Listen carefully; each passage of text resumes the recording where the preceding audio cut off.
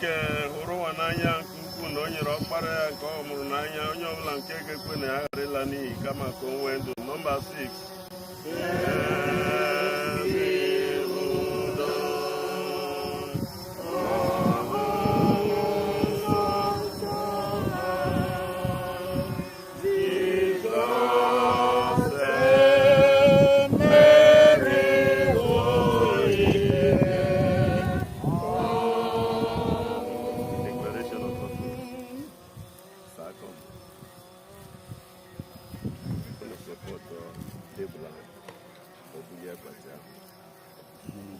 Declaration of purpose.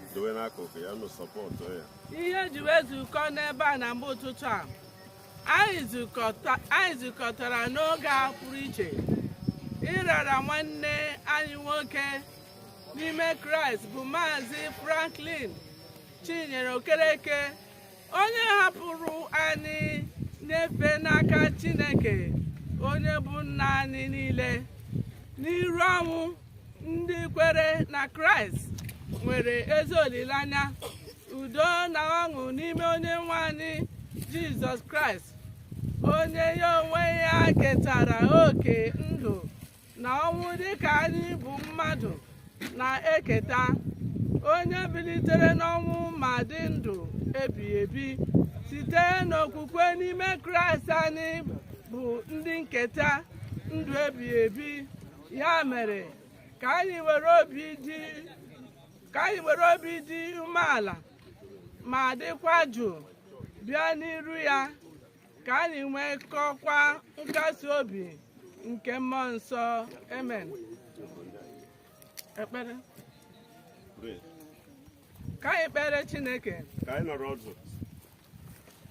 Chineke onye na-enye ndụ, onye meriri ọnwụ, onye inye aka anyị n'oge mmekpa ahụ ọbụla, onye ọ na-adịghị n'uche ya ime ka ịta ahụhụ ma ọ bụ ịhụsi anya rute ụmụ mmadụ, gasị anyị ma ndị na-eruju obi, nyekwa anyị amara n'ihu ọnwụ, ka anyị fee gị ofufe otu anyị ga-enweta olileanya guzosiri ike ịnata ndụ ebighị ebi, nwekwa ike iwere obi anyị niile tụkwasị n'ịdị mma na ebere gị site na Jizọs Kraịst onye nwe anyị.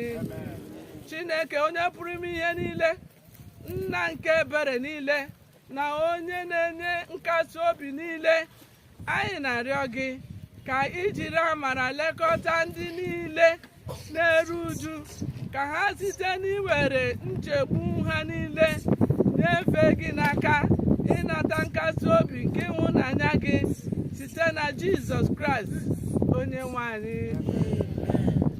Ekpere nke onye nwe anyị.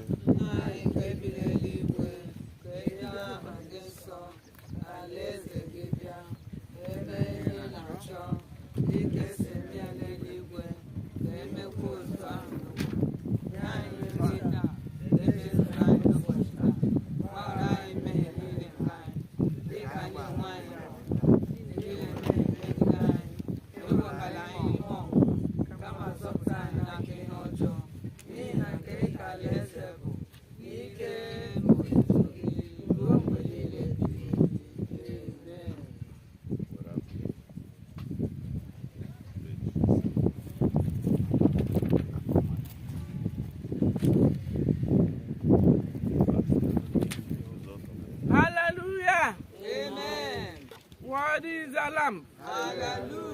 Anyị ga-aga n'iru n'ofufe a site n'ịbụ abụ nke dị na page 7, abụ 206, abụ 260, abụ 206, Methodist Hymn 696.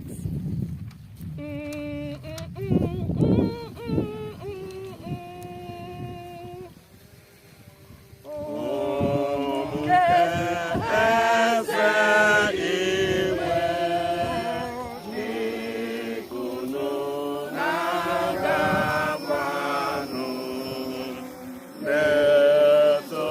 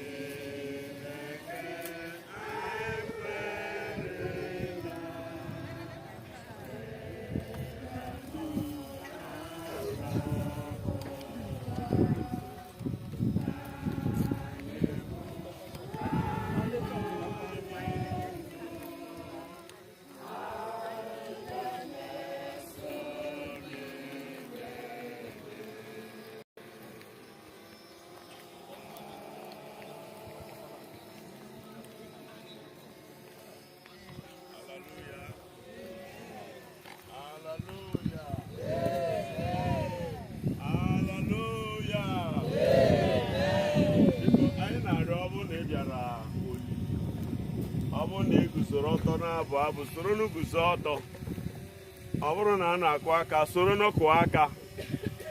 Ihe iji nọ ebe a maka this burial, a kwụrụ ndị band a ego ka anyị nwee ike jiri ihe eji ekwu okwu ha ajụ onye ga-eme ka anyị ghara ikpere Chineke.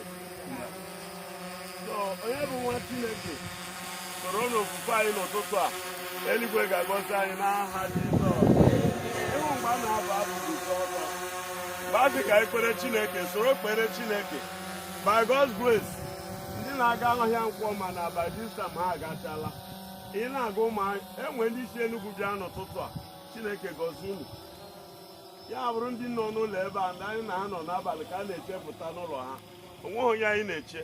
Praise the Lord. Praise the Lord. 2 weeks ago, anọ m burial n'ụmụanya 10 o'clock ebidoro that burial. E nyere anyị 11 ka ihe na-akụ na clock gị. Ndị mmadụ na-achị ka anyị jiri nwayọọ. Mgbe a ga-anọ ọdụ 3 akụọ na-achị Methodist ihe ha na-abụ abalị ka a na-ala. Methodist nke aha kwụsịra. Ịda na ị ghọtara ihe anyị na-eme, ọ na-eghọta ihe anyị na-eme. A ka na-etinye kanopi na na-etinye ihe egwu. Praise the Lord. Unu na-ewe iwe, unu gbaghara m. But ọ bụrụ na ebe a soro anyị n'ihe anyị na-eme, ka Chineke gọzie gị n'aha Jizọs. Pastor Okereke, gaa ka ị gụọrọ anyị abụ ọma 90. Ebe ọ bụla ị hụrụ ya gụwa ya.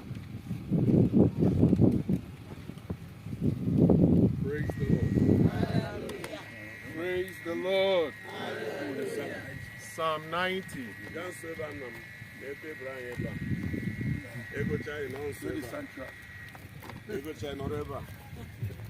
Okay. Praise the Lord. All right. Okay. Our first reading this morning is from the book of Psalms, chapter number 90. I'll be reading from verse 1 to 17. Psalm 90 is on page 3. Page 3. Psalm 90. I read, Lord, through all the generations, you have been our home. Before the mountains were created, before you made the world, you are God, without beginning or end. You turn people back to dust, saying, return to dust. For you, 1,000 years are as yesterday. They are like a few hours. You sweep people away like dreams that disappear, or like grass that springs up in the morning. In the morning, it blooms and flourishes, but by evening, it is dry and withered. We wither beneath your anger. We are overwhelmed by your fury. You spread out our sins before you, our secret sins, and you see them all. We live our lives beneath your wrath. We end our lives with a groan. 70 years are given to us. Some may even reach 80. But even the best of these years are filled with pain and trouble. Soon they disappear, and we are gone. Who can comprehend the power of your anger? Your rod is as awesome as the fear you deserve. Teach us to make the most of our time so that we may grow in wisdom. O Lord, come back to us. How long will you delay? Take pity on your servants. Satisfy us in the morning with your unfailing love, so we may sing for joy to the end of our lives. Give us gladness in proportion to our former misery. Replace the evil years with good. Let us see your miracles again. Let our children see your glory at work. And may the Lord our God show us his approval and make our efforts successful. Yes, make our efforts successful. Praise the Lord.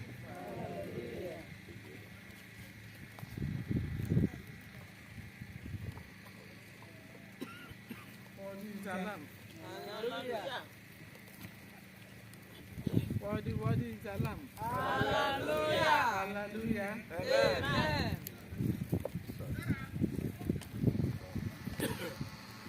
We are going to read from Ecclesiastes chapter 3. We are reading from verse 1 through 9. Ecclesiastes isi atọ. Anyị ga-amalite n'amaokwu nke mbụ ruo na nke iteghete.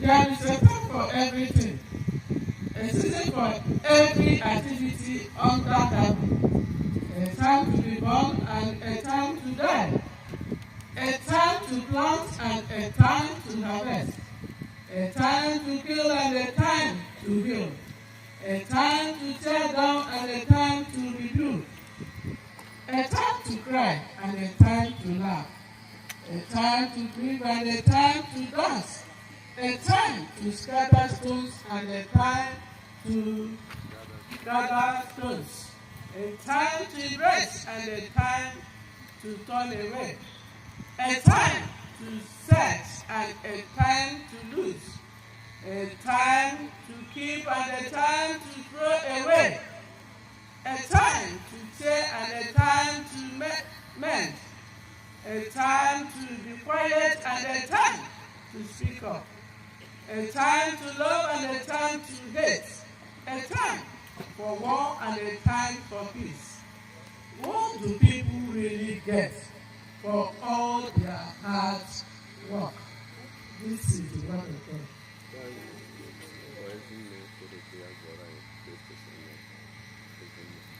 I na-akpọlite Chinyere Okereke, Comfort Okereke, si wọk ka ọ kpọrọ anyị.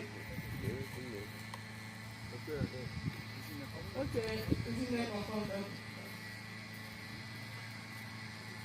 Grab your other side. Grab your other.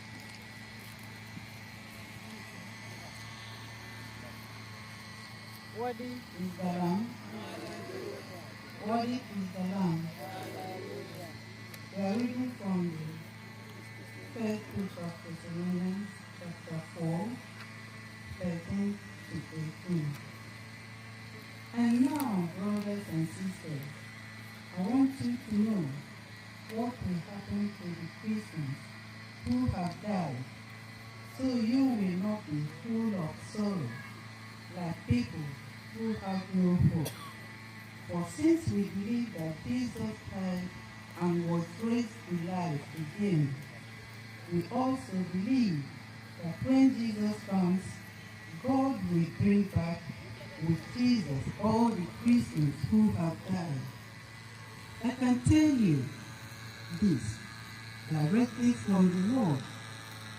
We who are still living, when the Lord returns, will not rise to meet him ahead of those who are in their graves. For the Lord himself down from heaven with a commanding shout, with the call of the archangels, and with the trumpet call of God. First of all, the Christians who have died will rise from their graves Then, together with them, we who are still alive and remain on the earth will be caught up in the clouds to meet the Lord in the air and remain with him forever. So comfort and encourage each other with these words. May the Lord hear our prayers.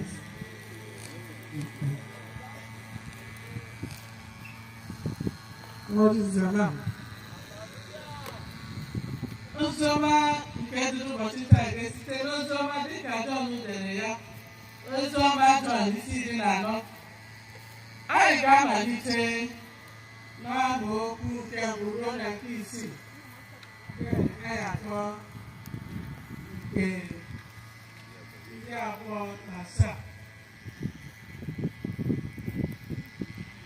Oziọma Jọn isi 14 malite na ka obi ghara ịlọ unu mmiri, kwerenụ na Chineke, kwerekwanụ na mụ.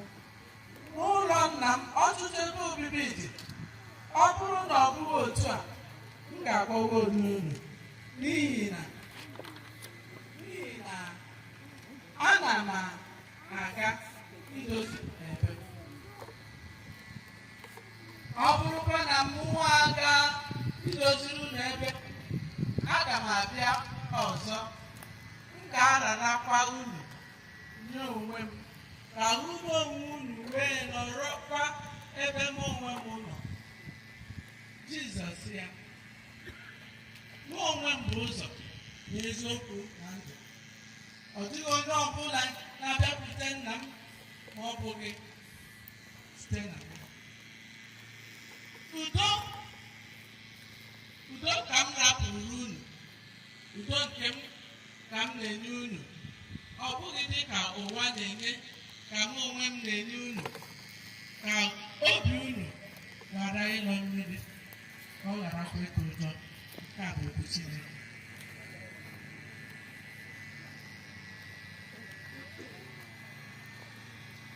O nwere nsise anyị si n'ọhịa chọrọ ịbụ abụ pụrụ iche. Biko kepụta ngwa ngwa ka ebe abụọrọ anya.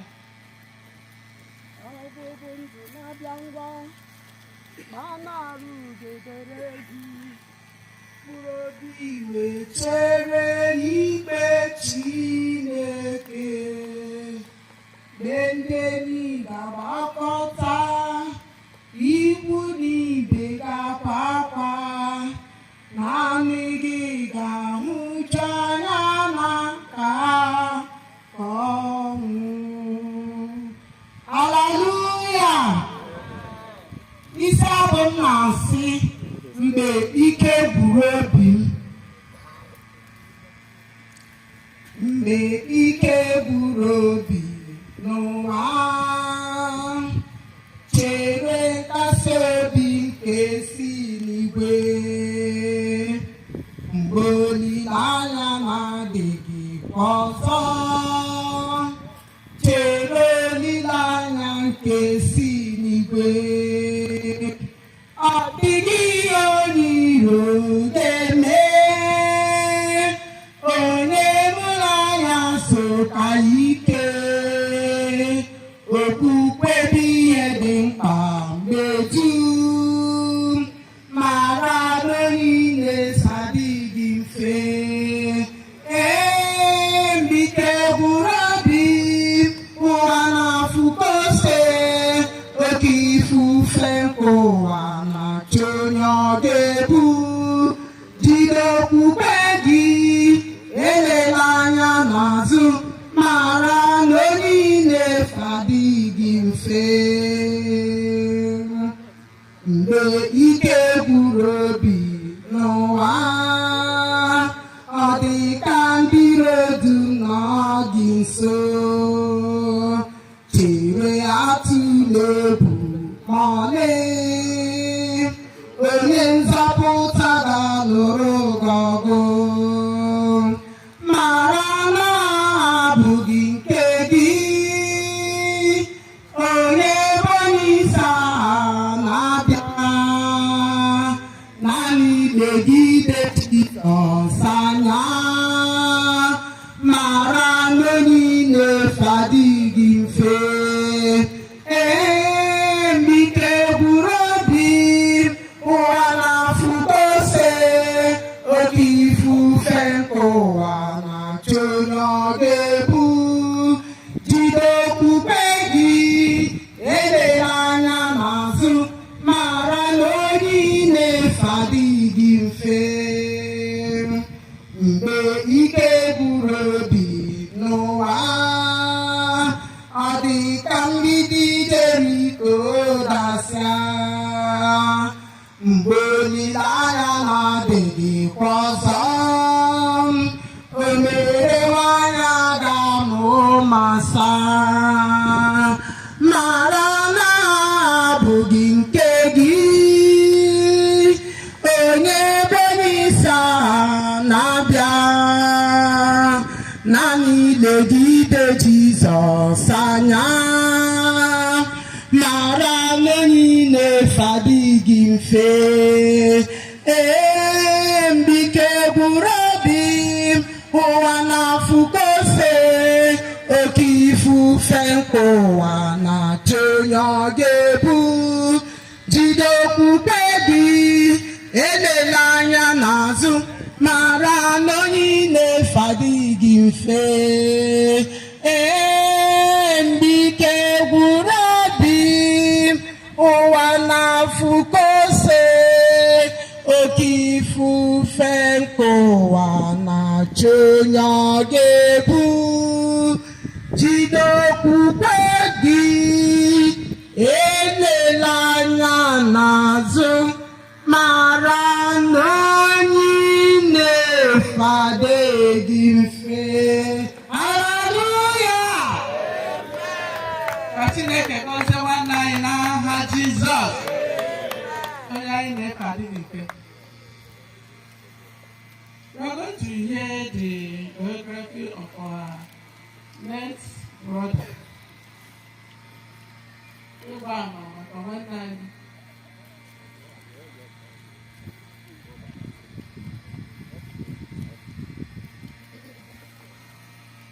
Worthy is the Lamb. I stand this morning to read the biography of Mazi and Chinyere Okereke, who was born in the month of March, the 15th day, 1948. Mazi was born in Kwale town of Delta State in the family of Mazi and Okereke, and his referral to Chinyere Okereke of Blessed Memory, and native of Okora Amovi. He was the first child in the family of 8 children, 7 boys and a girl. Early education, due to the mobile nature of the police, young Frampin attended various schools in Kwale, Ueli, Sapele, and Warri in the present day of Delta State of Nigeria. He had his secondary school education in the government college, Ueli. He was a very brilliant student and passed in grade 1. He was to leave for the United States of America. When we lost our father in line of his duty in the year 1966.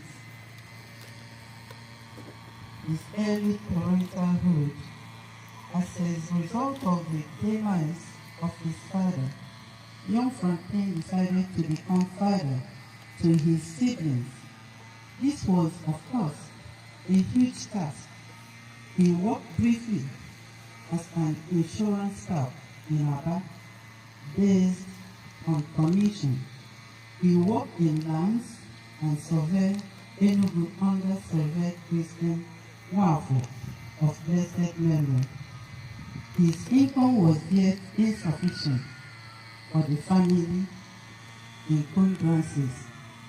He now delved into the business world, building and contracting. His marital life, he married a wife named Ngozi in June 1979. She says that they lived well and he gave her the best. To God be the glory. His occupation, this vibrant young man stood like a colossus in the industry. Courses at Gibson, he anchored sales for the union banks in the eastern area. Courses Butler Abbey, a schoolmate in Government College, Ruweli. He did several contracts for Mobile Oil. Courses Governor Temi Ejo, a classmate in college. He got appointed as a board member, International Glass Industry, Abia. His professional and educational career qualification was West African School Certificate in Grade 1, 1966, Diploma in Survey, Diploma Building and Construction, Unilag, Akoka, Yaba, Lagos. His social life was a member of Bikini Club in the 1970s, Rotary President, Secretary General of ASCON, member of Okenachi Kindred, member Nzikari Home Branch, one-time chairman on land dispute for Awada, former PG of OFU, Okoraviko Family Union, National, former chairman, OFU Enugu, one-time secretary, Okereke Joko Enugu Branch.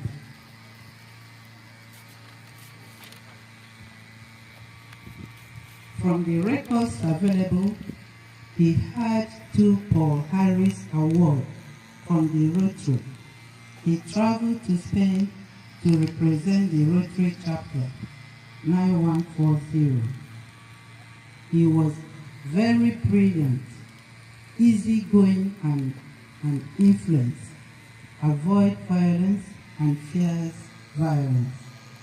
After a lengthy video joke cracking sections on the 18th of January, 8 p.m. Nigerian time with me, he passed in the wee hours of 19th January 2023. I have cried out my heart.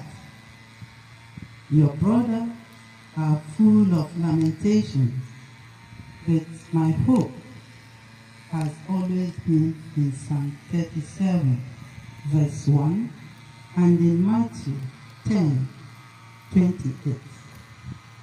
Iyom Ogami, as your siblings called you. Fare thee well. Indeed, you were too gentle to live in this wicked world.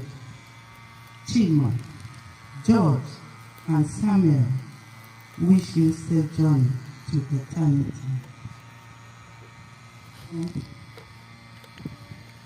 Hallelujah. Can you know from the Kindred, Umona?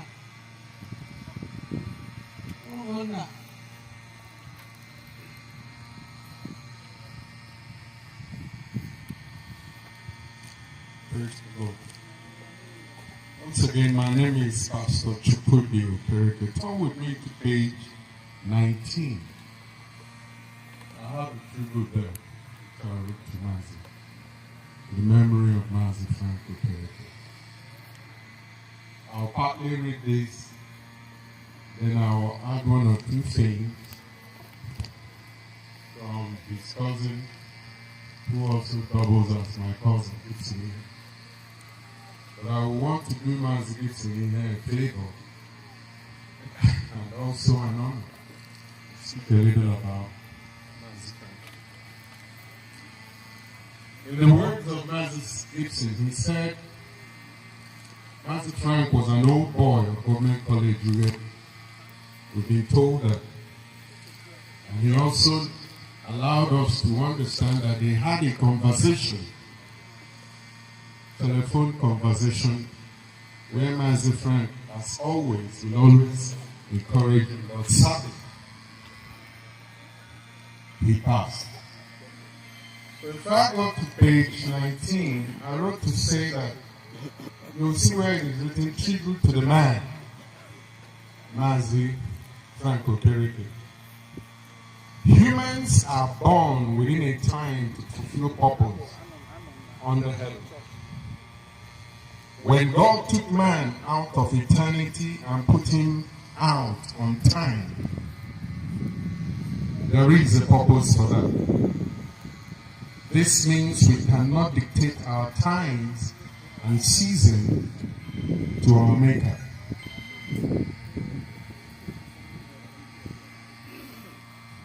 Mazi Frank, in his words, will always say we should live within purpose, in time, in our pursuit to every issues of life. I here say that I am at loss to write my views and experiences of you, but I have to write these lines for your good heart and love towards me and my family in your time with us. Coming home to Arochukwu and meeting your warm welcome will remain indelible in my heart with the care you always showed to me and my family.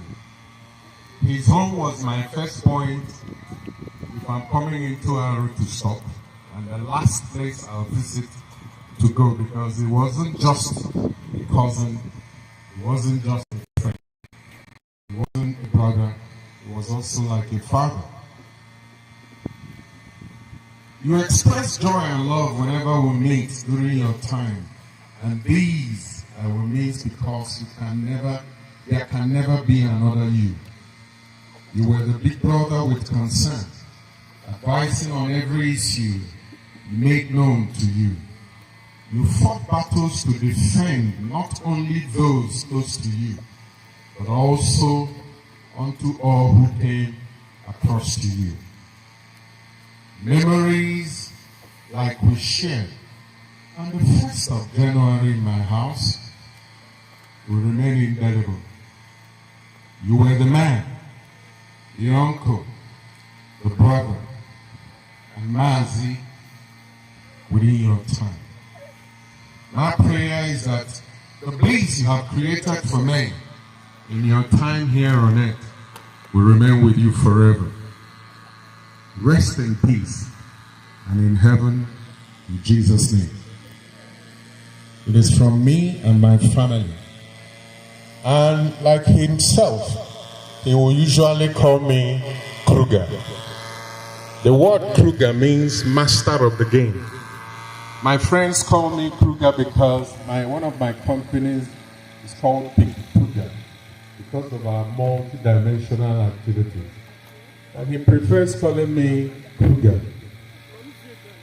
There are certain jokes I will share with him. He will say, my Kruger.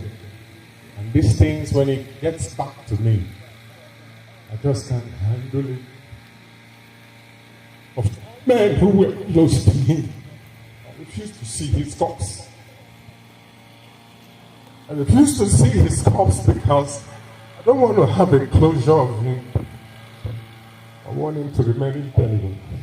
He was the brother I never had. He was. Hallelujah. Praying from the in-laws. Ebe esekota nwunye ya. From the in-laws. Ọkpụkpọ ama site n'ebe ndị ọgwụ ebe esekota nwunye ya.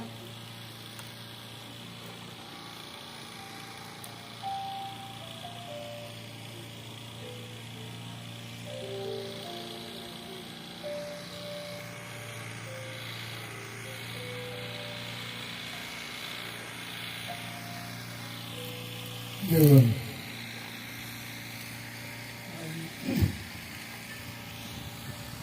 Aha m bụ Chukwuka Adịnakwe. Nwanne m nwanyị bụ ya.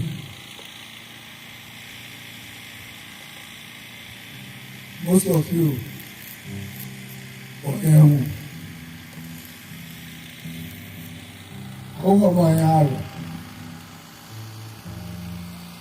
And I ventured up with them as a young man from primary school to university. I'm almost in Arochukwu. Most of them are Abia.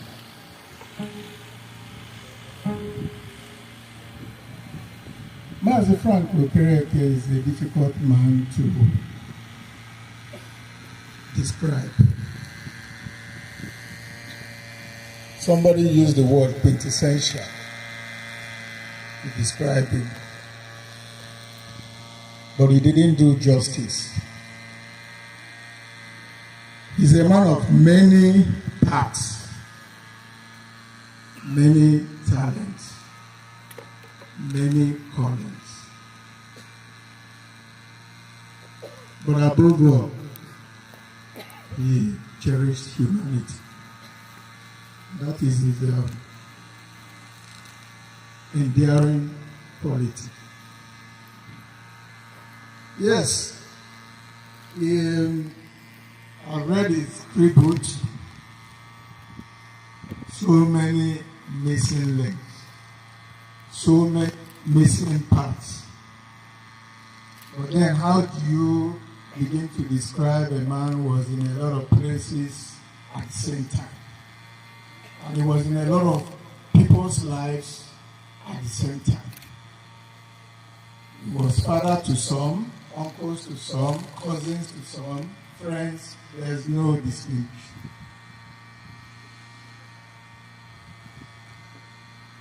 He cut across generations. He could relate with a kid as well as an old man. The favorite name he used to call me then was Kreho. Say hi, Kreho, Yanga. He loved life. He loved people. And his enthusiasm to live. You can't take that away from him. Yes, he's tall. He's huge. But that's not his nature. He's not a violent man. In fact, he's a fair person. He's so gentle that it's difficult for him to hurt another person.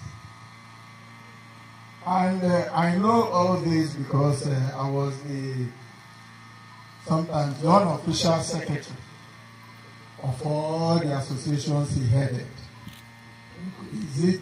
I know the history of Akora Abia, Okereke Joko. I hosted them. So I know all of them. Most of them will be looking at me. I know this boy, I know this face. But will not remain children forever. So what I have to say is this. The Bible has something to talk. No man lives forever. There's always a time to go and give account.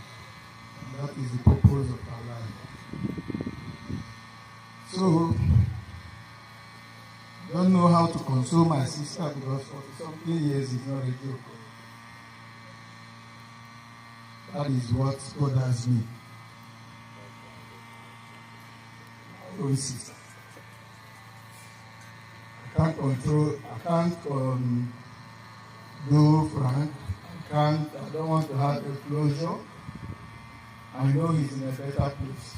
He can't be somewhere else. That is what I believe. So, farewell. Go Frank. Bye. Thank you. What is Allah?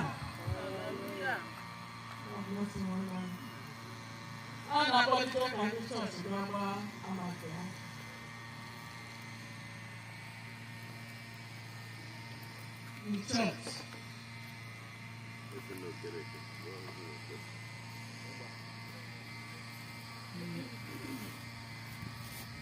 N'ime ọnọdụ ọbụla, n'ime ọnọdụ ọbụla, n'ime ọnọdụ onye kere ụwa ịdịrị obi anyị mma ochimo ọnọdụ ọbụla, n'ime ọnọdụ ọbụla, n'ime ọnọdụ Jehova ya wee ịdịrị obi anyị mma ochimo n'ime ọnọdụ ọbụla ọnọdụ ọbụla, n'ime ọnọdụ ọbụla, wọdịwọdịwọdịsela, hallelujah.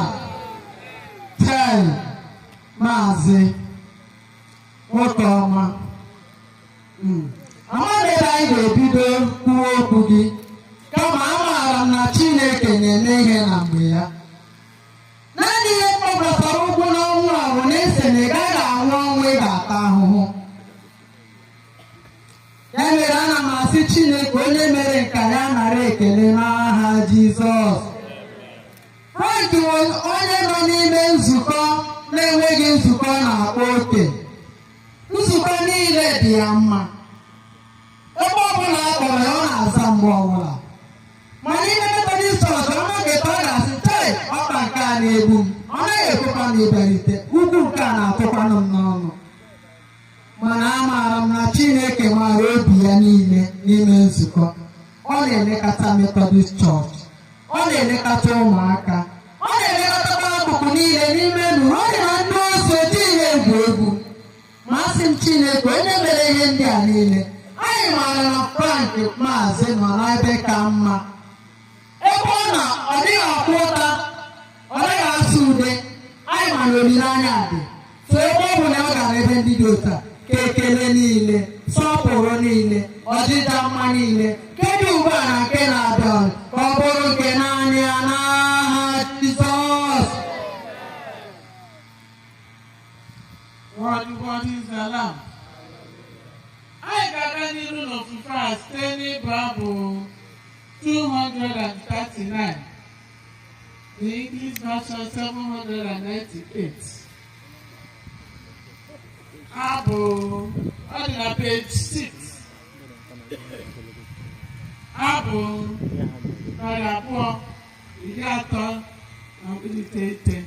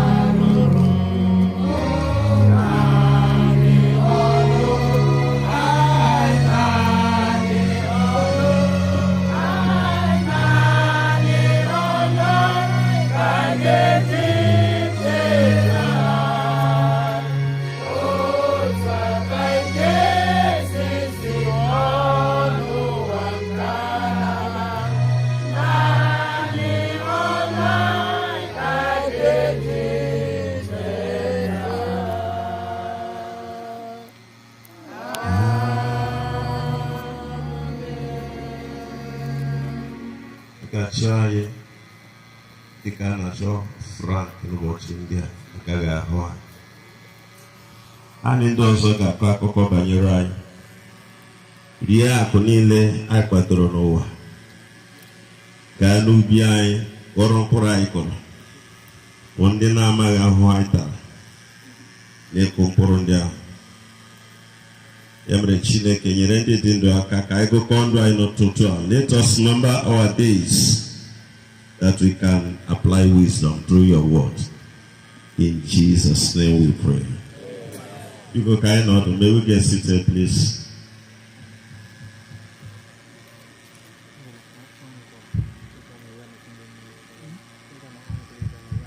Father, you are welcome, sir. That's my good friend, my father also in the Lord. And no matter how intimacy, that was the man that came when I was in the hospital. Some people with many gifts.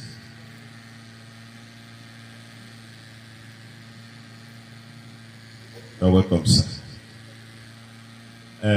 Onwo Frank, a mail that honored from this moment, this hour, today, I can give you this movie ministers forum, which you are going to be our father. Thank you, sir. Hallelujah. Nukureme, munekwegeme. Ima wana sa hallelujah, ana seme. Hallelujah.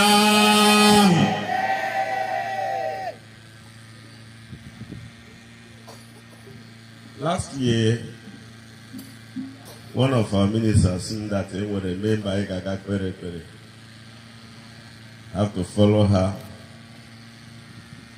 I got no love Frank. That was my first time of seeing him in my life. After praying for him, I asked him now, we got them money, I got Malite Church. Maybe Anabiabu Church, maybe a bit of a church. But that was what he told me. Later this year again, I went there. That's by God's grace that he managed each and all and Chinyere Okereke. Therefore, I will hope that very soon we prayed for him also. And then, as him then we give to for the church. No, for me, it's how more question you're going here.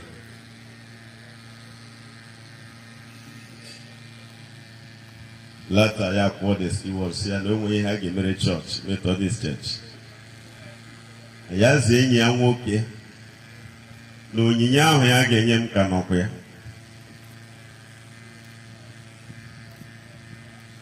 So, anyị na-akwado that maybe anyị ga-anata onyinye gasị na aka Frank. He also knows that Frank has died. Hallelujah. Hallelujah.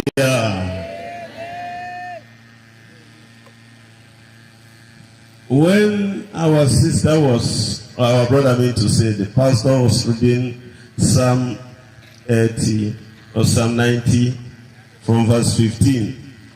And when a message, whatever, getting my message also.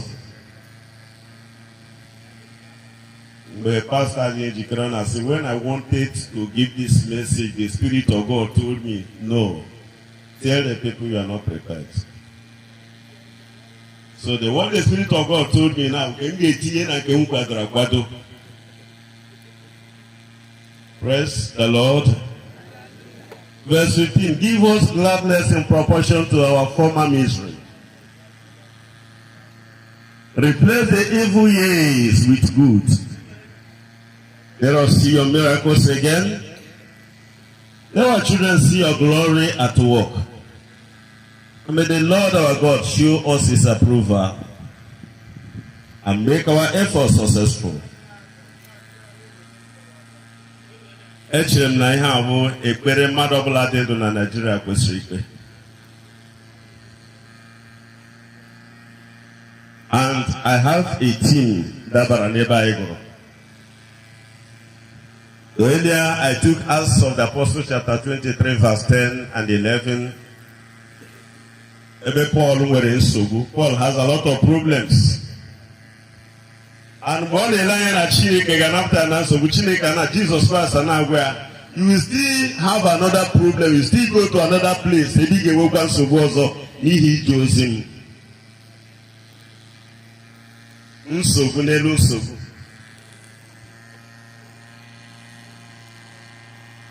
I know how this man struggled with sickness and pain.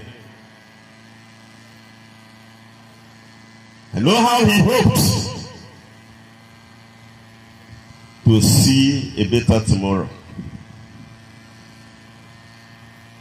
So I have to capture when God is present but silent. When God is present but silent. I got a maple phone. I saw Tinubu's daughter yesterday. Yana Tinubu ole backfather Unyoshi. What you are seeing now is answers phase 2. You will die. I think you are a rogue. Yeah, call honey. The only person I have prayer will be. If somebody can say, Papa, me will know she. My father, you're a thief. You killed this nation. You still, whether he's dying or not. We have had enough in this country. When God is present, but he is silent. Some people conclude there is no God. Then the question when you why this afternoon or this morning, is God in existence? Is there anything like God? And when you can Chineke. And Bible will say yes and no. Yes, because the fool only believe there's not Chineke. So for you to say there is no God means you are a fool. Now can cause of there is God. The Bible says those who know their God will do exploits. Is there anything like God? I will have some agnostics, I will have many atheists, and then actually there is no God. One man said, there is no God. You have a solution to any problem anywhere in this life. So therefore, there is no God. One night, one mosquito got attack the man. After 2 days, every got all up. Yeah, Banuku fever.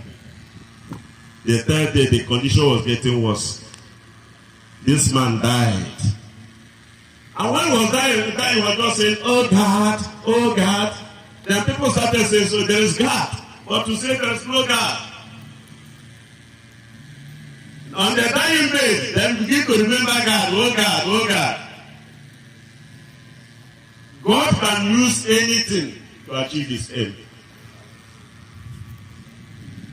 If God can use mosquito to tell this man, I am alive, it then means there is God. And we go, Egu Sister Chimoyasi Chineke ikum naka mgbe ndị ọzọ kuchi ha naka. Ile ihe mmiri mgbe ndị ọzọ na-achọ chi ha ga-eri. Some people tola pụta dan ha eche na Chineke dị na ring ha gba n'aka. Some people tola ha eche na Chineke dị na ring ha dị n'aka. Ihe dị ọkụ wụọ. God cannot be igwe eji ọkụ nụcha. Some people were cheating but the pocket God there. If your God will cheat, your only pocket They are way more than no matter that church is a failed God. Not God, I mean to say it's a failed God. Ụfọdụ na-ele anya Chineke ya ga-aka Chineke omenala eti na ndụ ha ya etinye isi n'ebe ndị ọzọ dị iche iche. One day you will see that they will disappoint. Chineke nke na-ekeghị eluigwe na nke na-ekeghị ala ga-eme mkpọtụ ga-eme ka chi ndị a niile mee gịnị laa n'iyi. There is God.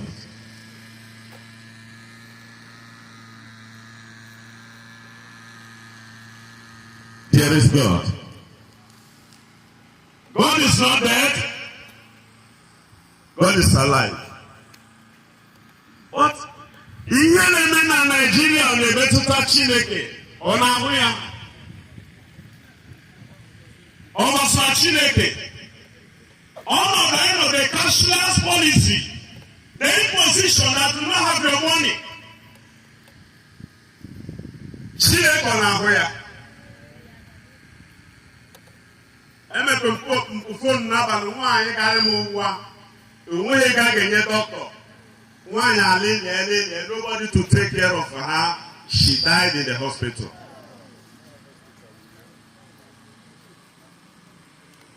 A man onye nwụrụ na chịwarịa oge ezuola weta ụgwọ ọrụ. The man abakubala na bank just 20,000 naira. Just 20,000 naira. Said there's no money. Yeah, about Igbo.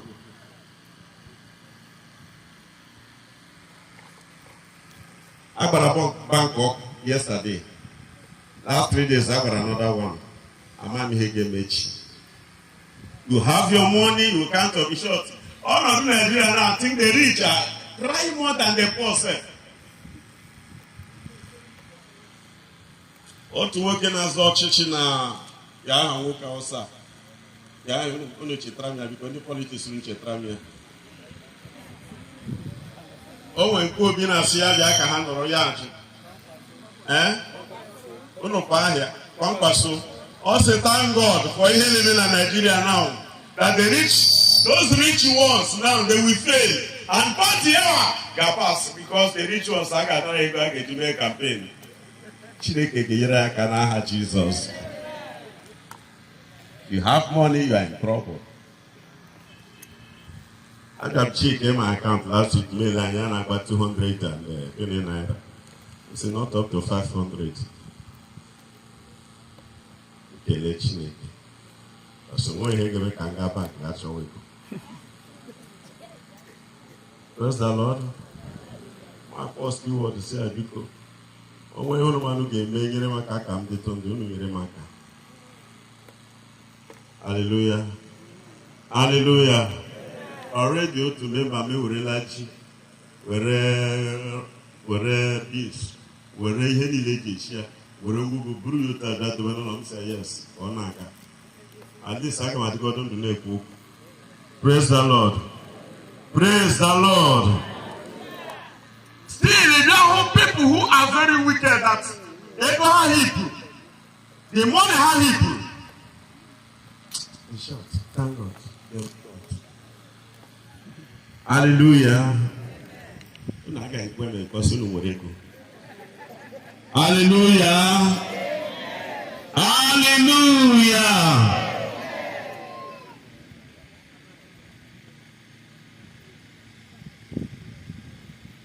When God is silent, in Luke chapter 4, from verse 1 to 3, yes, now Jesus jumped on a monster. Hey, sit down. Jesus jumped on a monster. Jesus jumped on a monster. Yeah, made fasting for 40 days. How can somebody jump on a monster who fasted for 40 days? The first day did not go. The second day did not go. The third day did not go. On the 40th day, we came with our fasting. It saga.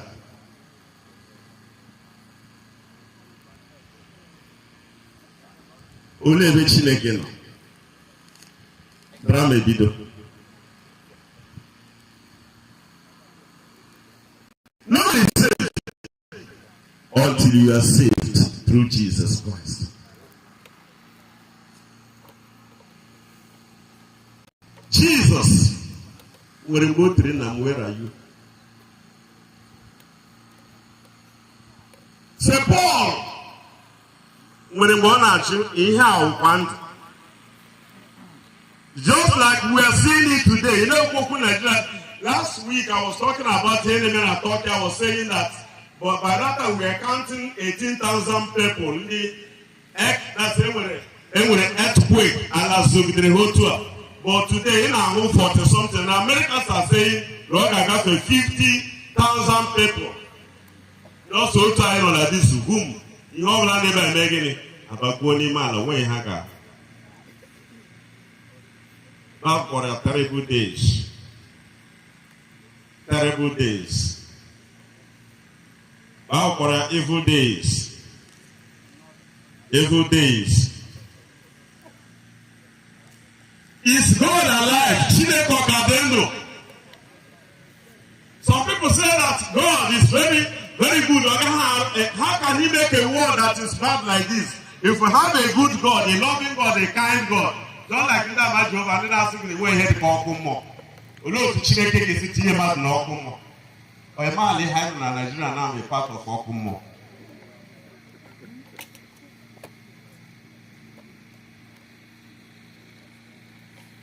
I say God has deserted this world and not gather in another world. Or happen one Chineke happen be one. On a we hear the no on a we high now. On a we high na gabiga.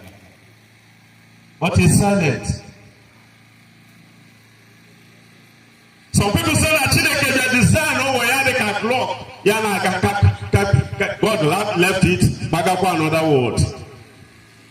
You have an assumption of people.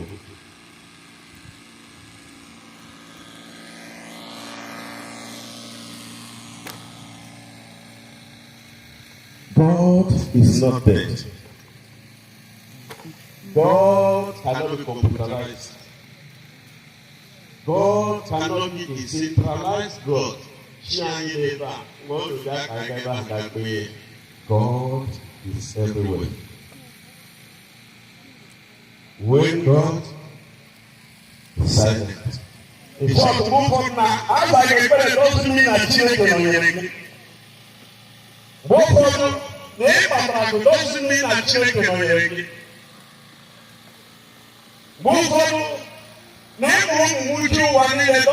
I was just thinking, this kind of world, one man run and we are a mansion, a big mansion. The same woman, another woman is crying because we are able to let in and all. Who is okay?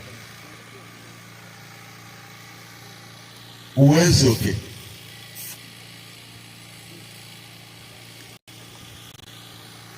She didn't go to Nigeria. She didn't go to how we can.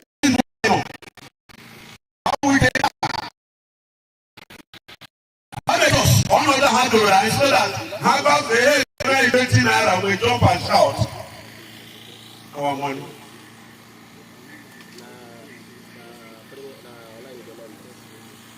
Saturday na that I get in but you can go give me chance and say continue in your house. Because in Kenya man but I know that God will save us. I know that God will save us. I know that God will save us. Amen.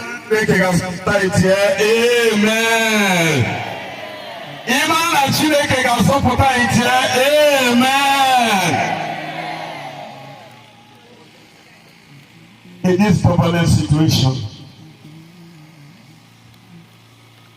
in Nigeria, as Nigeria is today, I called my brother no Canada, that was 3 days ago. Not my but my friend and my brother. Master, how is that place? He asked me, there's no comparison. Never were lazy. Nigeria Bokwalam.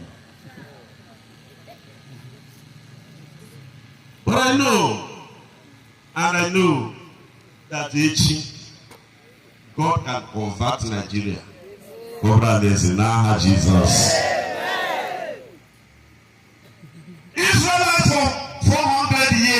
they were in bondage in Egypt. When you read Exodus chapter 3, chapter 5, you get to see God seeing their trouble. I know that God, Chinyere Okereke, and I know that Chinyere is because of us. Hallelujah. Amen. Hallelujah. Amen. It's not because of our sin. I can make high. It is necessary. The necessity is that we have to pass through all this so that we see the glory. When God is silent, God is still seeing. God knows. God understands. God perceives. But our freedom is coming. Hallelujah. Amen. Hallelujah. Amen. Our freedom is coming. It is necessary we pass all these rugged ways. Our freedom is coming. Mother, the Hebrews, they were inside fire. They were inside fire.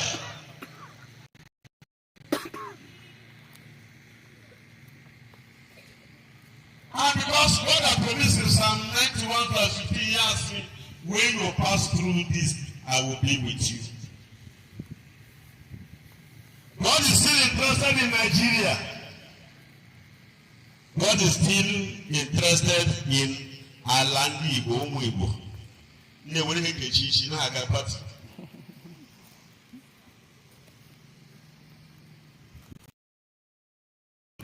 Praise the Lord. Praise the Lord. Inside fire, Amana. If it is today, I have seen Chinyere Okereke. But Metito, God was there. Hallelujah.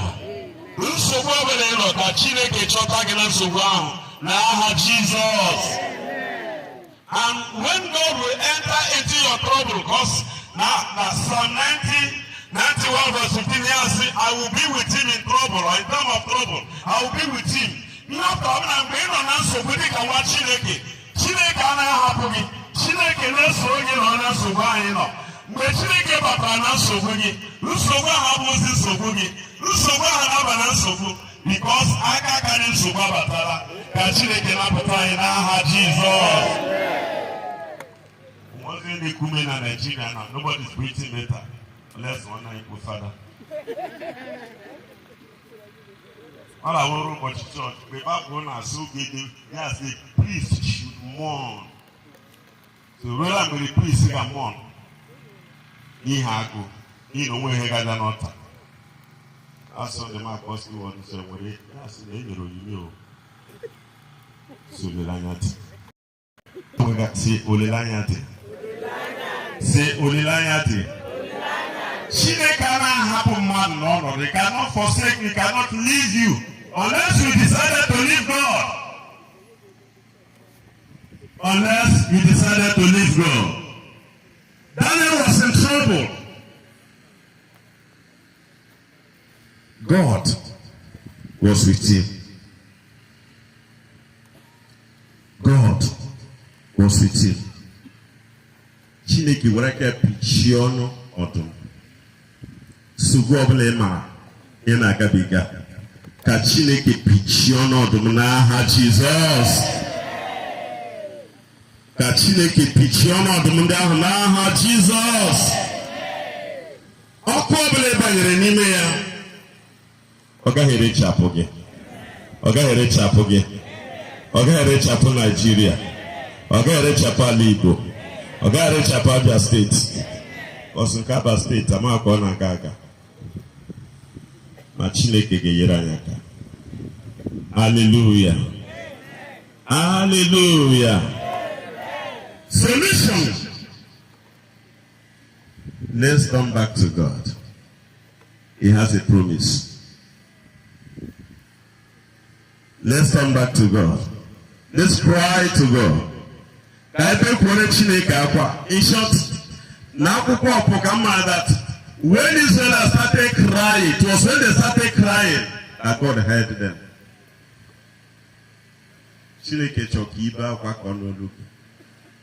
Cry unto your God.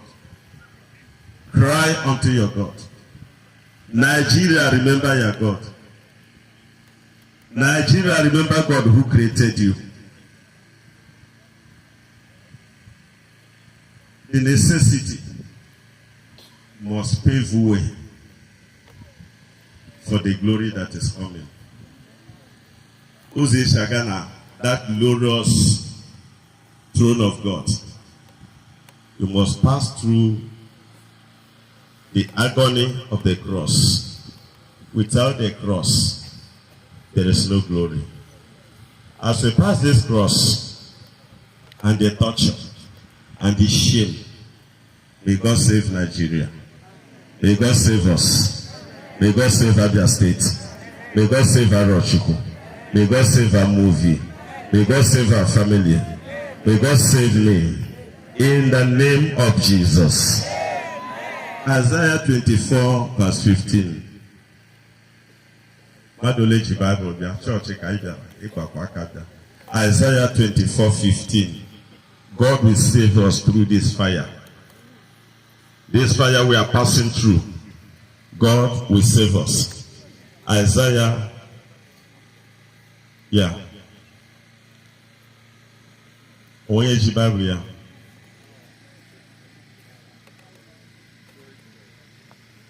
$15.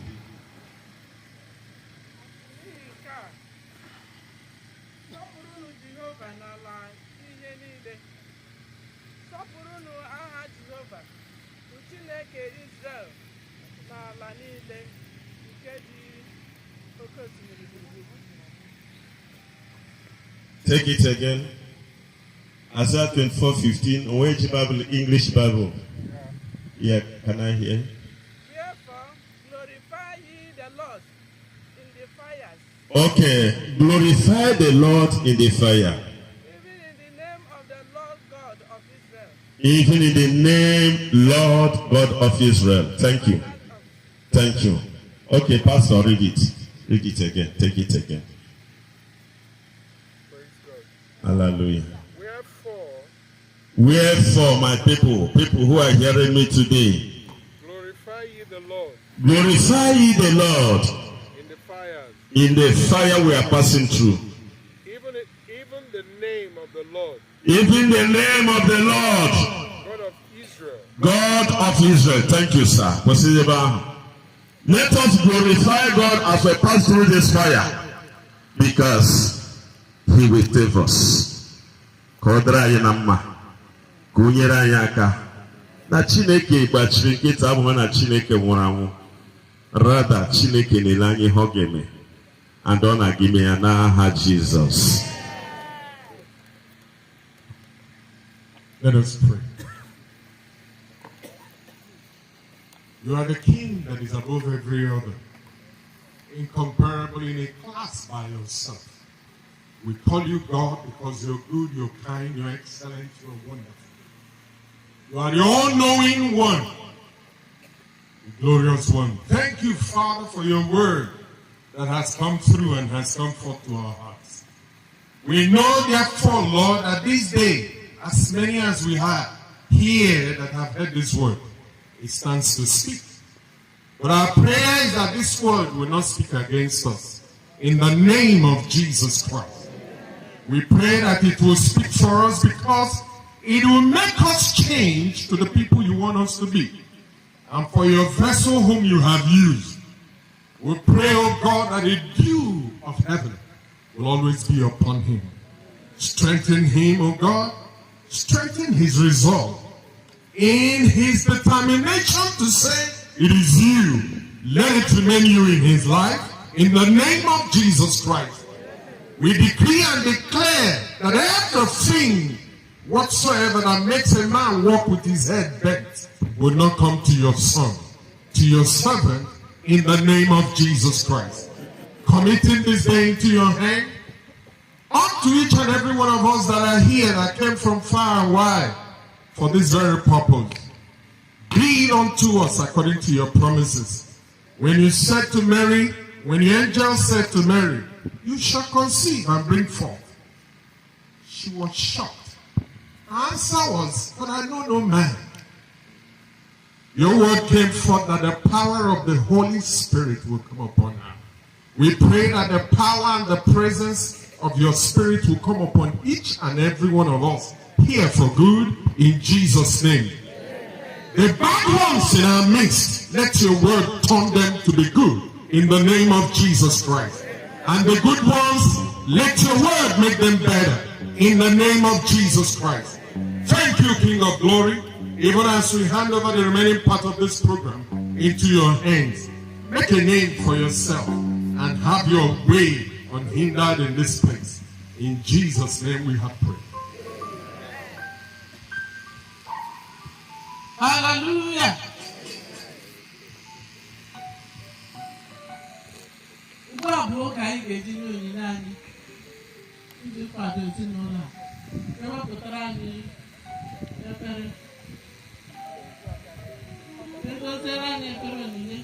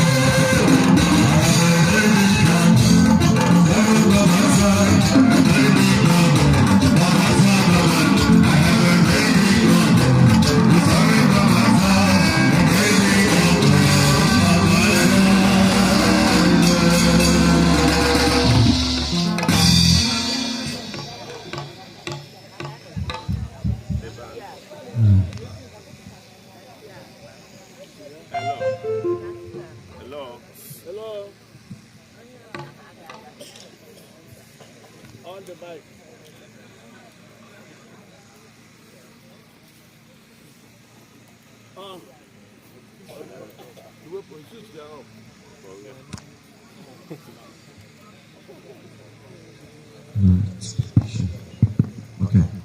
Amen. Amen. The band, the Chineke goes in the name of Jesus. God bless you. Onye nwanyị na-ekele gị n'ihi onyinye a anyị ga-eji kasị ezinụlọ obi. Ya arịọ ka ị gọzie ya Chineke, ya edo ya nsọ kpuchie ya n'ọbara Jizọs.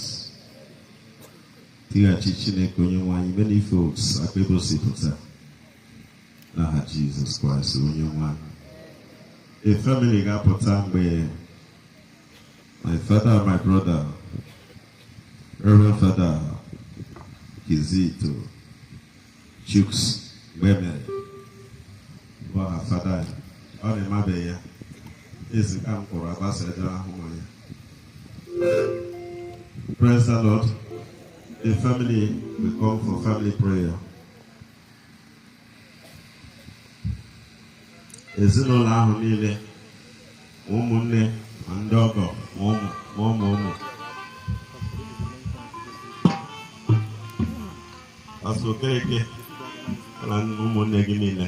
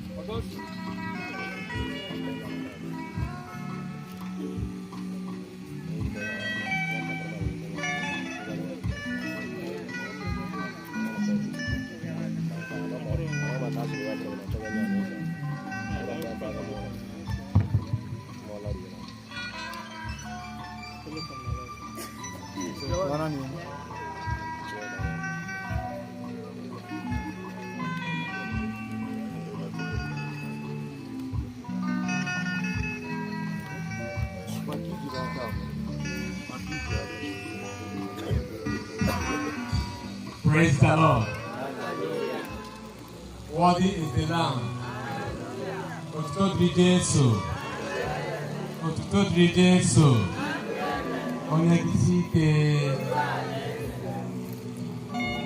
N'ezie, ọ ihe inye Chineke ekele n'ụbọchị dị otu a n'ụbọchị nke taa. Anyị gbakọrọ ebe a. On behalf of the Methodist Church and other leading church around here, on behalf of our ministers, Reverend Father Kizito, and other clergy here, ụmụnne ndị ọzọ n'ebe dị iche iche gbakọta ebe a, ha tiri aka na efere a iji wee kwagide ezinụlọ a, na-asị biko unu were ya otu ọbụla o si wee dị wee na-ekporo ọjị. Ndewo. Praise the Lord.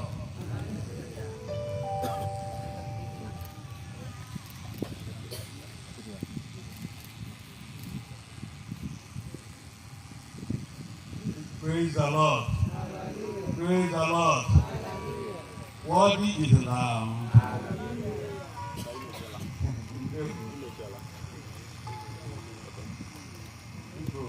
Now is the Lord.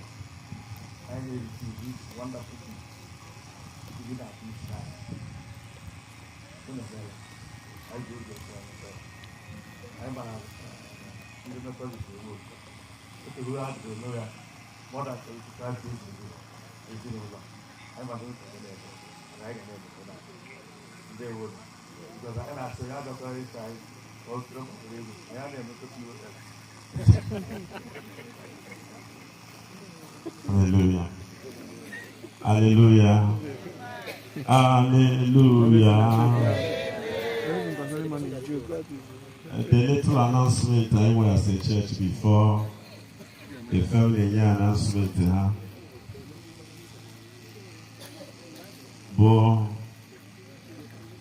Lechi except Monaye. Then your member they worship in my church tomorrow now. I'm happy to except to Nigalachi Enugu of Port Harcourt. All my Huna Lakwala. I was at church Unalawa. By God's grace, I'm on the last Sunday, 11:30, I in the Richie Church. So by 9 o'clock, I in Bidola. 11 o'clock, I Anabatuni. By 11:30, I go to the church. So in that 10 o'clock, 11 o'clock, he gave me sort of thing. So tomorrow, I need to go to Chipana St. Paul's Methodist Church. I'm moving. The church I'm at, it was there by and give me a church tomorrow.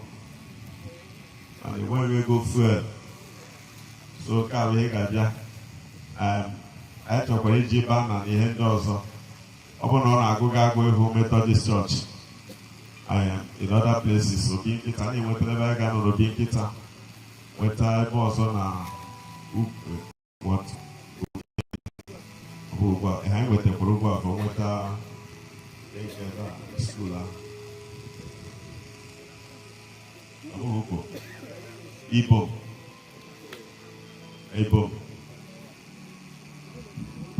Hallelujah. Abro no na go akwasa ahumanya. Wezi no Okereke opera comfort Okereke I was still at church.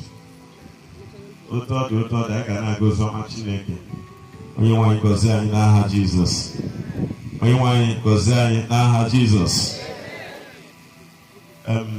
Achọrọ m ka nna anyị kwu Chukwu Emeka Kizito, our Reverend Father, ka o kelee anyị.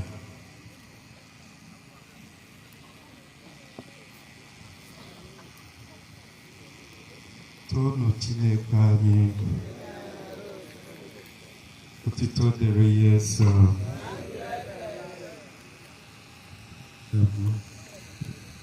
Eji m ohere a na-ekele mmadụ niile dịka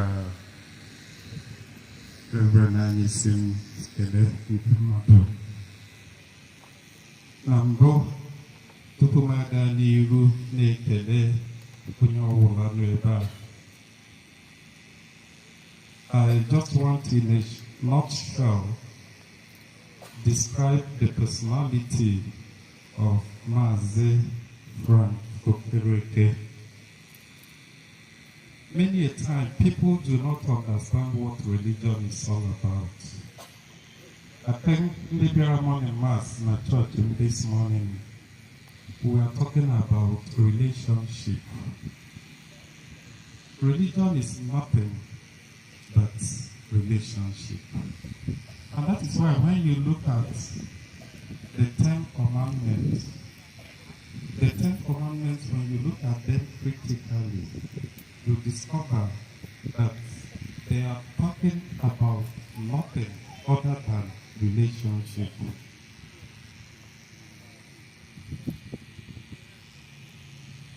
Now, if we read the Ten Commandments, the first three, everything has on a book about our relationship with our God.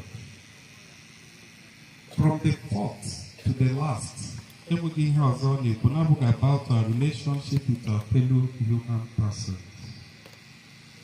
So when you develop a good relationship with your God, you develop a good relationship with your fellow human persons. Ihe niile bụ ihe a na-asị anyị mee as ndị otu Kristi, anyị emezuchara ya, nwee ihe ọzọ fọrọ. Ị na-aga chọọchị, agbata gị na Chineke ga-adịghị mma, you are not a Christian.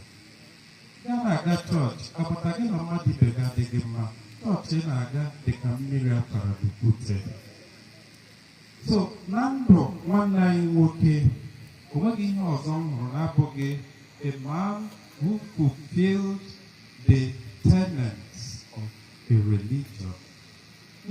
Religion is because when you talk about relationship, we are talking about building bridges. And the building bridges. I think Ofonye Karake Beba talked about it. Not go through here, I nodded my head because he nailed it very well. This is a man that comes to Catholic Church. He's not a Catholic. But when he comes to Catholic Church, he's not blind in a Catholic Church. He supports it without denying his faith as a Methodist. I don't know how I'm the talk every day. If you go say, now, Papa, we're a Methodist. Now, there is no way you can talk about the history of St. Thomas Catholic Church. They have people here. I remember the youth, he is there. I remember Children's Day, he is there. I remember Valentine. All of there. That's the father. He didn't marry back in mind over. Nick can make with the 1 year before you know it, popular support time. Tiny Kedia, Makine Kedetiku, Maka, Umpoma, Obiri, building bridges all through his life. I'm not here we go there. He doesn't know anything about the gold. In my program, I don't know that I'm area of concentration they carry the 10 Commandments. And they come to I just analyze the whole commandments, they are building bridges, relationship. Obra baka papa ni na Chineke dị ezigbo mma, enyi na ndị mmadụ dị ezigbo mma. Kedu ihe na ga-eji tụọ ụjọ ide na-eche ebe ọrụ? For me, I think this man is in heaven. He did a very good life. So anyị na-ekele Chukwu na mbụ maka amara ọma o nyere ya to live a good life. Na-ekelekwa mmadụ niile ndị hapụtara ihe niile ha tosiri ime isonye bịa ebe a maka ili nwanne anyị. Anyị na-asị ya dịrị onye ọbụla na mma site na Kristi onye nwe anyị. Anyị si ọtụtụ ebe dị iche iche wee bịa. Anyị na-ekpekwa ekpere mgbe anyị niile ga-ala ebe ka anyị dị iche iche, ebe dị iche iche anyị si bịa. anyị na-arịọ ka Chineke nye anyị amara njem ka anyị lakwa n'udo na-enweghị akụkọ ọjọọ ọbụla. Ndị anyị hapụrụ wee bịawa ebe a, anyị alapụtakwa ha n'ahụ isi ike site na Kristi onye nwe anyị. Thank you so much. Hallelujah. People, I were many personalities here that Ogagaha Afo Ekoa Onyobla Neba and the chief Mandeze Ma Munai the Okwahaba Lutheran Society. Probably now na Chineke na Hoge. That made the Manaha Jesus. Our minister, Reverend Okereke line. Worthy is the Lamb. That Jehovah by Manaha Jesus. Pastor Okereke Okereke one. Because I had another. Praise the Lord. They want to ask and come over here and say everybody there. But I want to leave you with this word. Someday it's going to be your time. Each and every one of us sitting here. Now the question is, when will you spend eternity? Somebody once asked me a question, what is eternity like? Mr. Muhammad Ali of Blessed Memory gave me an idea of what eternity is like. If you can count the grain of sands on the earth, you can't even fly down on a low water. All in heaven, now look at your life and look at the 10 Commandments like our Reverend has told us. Is there any form of godliness in you? If there is none, better change it. God bless us.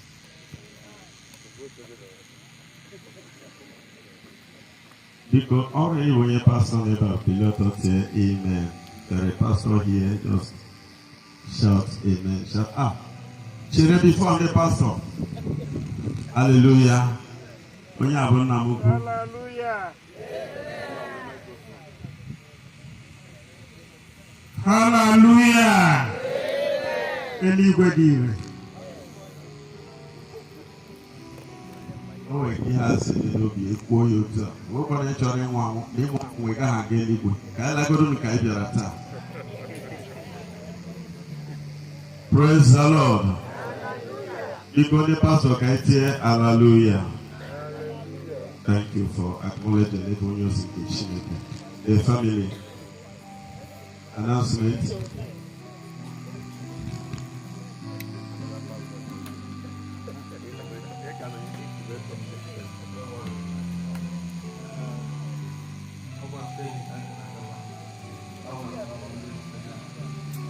They will do the Methodist.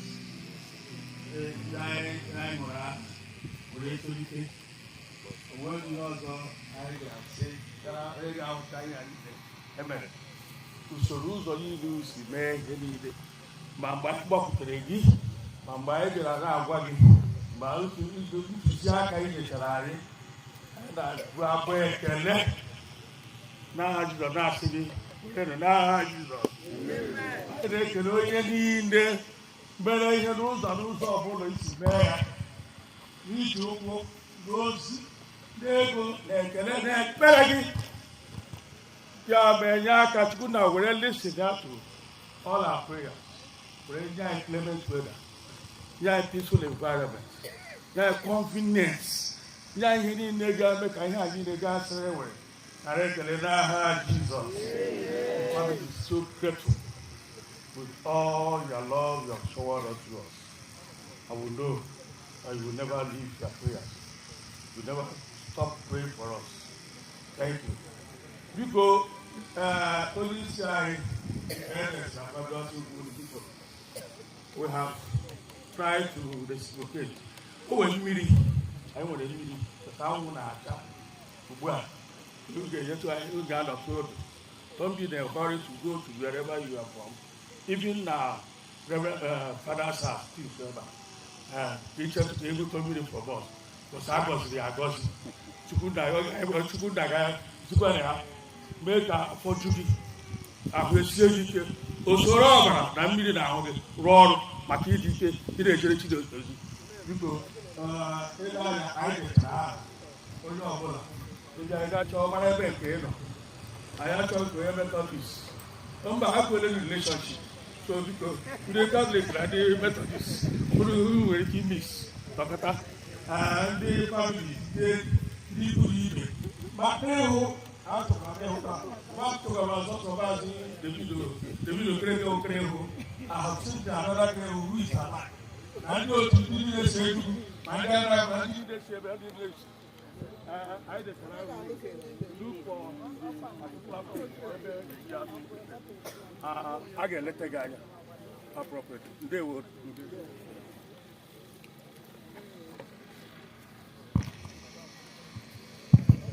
Biko anyị na-ekelekwa fada anyị ọzọ maka ụmụnne anyị ile anya hụ na ha kwadoro akwado.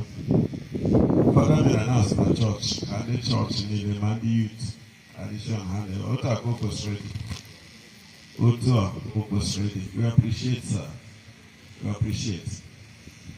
Then anyị enwela the birth of our movie ministers forum.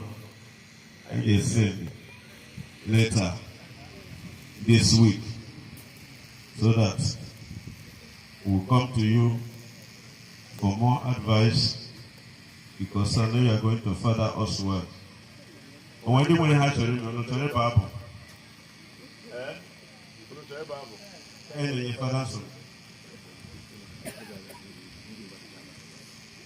so now in this no la na few ụmụnna ga-aga the family with the officiating ministers. Ndị ọzọ nọrọ ha nọ. The Methodist ngwonu na ọ ericha nri before relationship adoto kwesịrị nọ hapụ nri ha. Nri ndị ọbụla ga-adara ha. Ọ nwere ebe Methodist ị gaa this side or this side ericha nri anyị relate ewe lawa. Praise the Lord. So ụmụnne anyị na-ekele unu. But unu anya anya bụ nwere 2 minutes. Eji microphone ọ garara 3 minutes. Ma anyị ekwesịghị na anọ n'akụkụ ibe this time.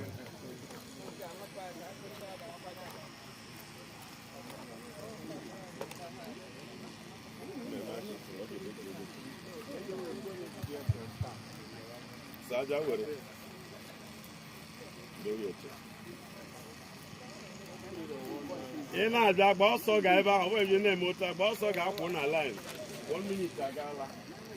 Praise the Lord. Abụ achọrọ ịbụ ugbu a abụ iji wee kasie ndị ezinụlọ na-adị anyị obi ka echekwa ha atụla ụjọ na Chineke wụ chi.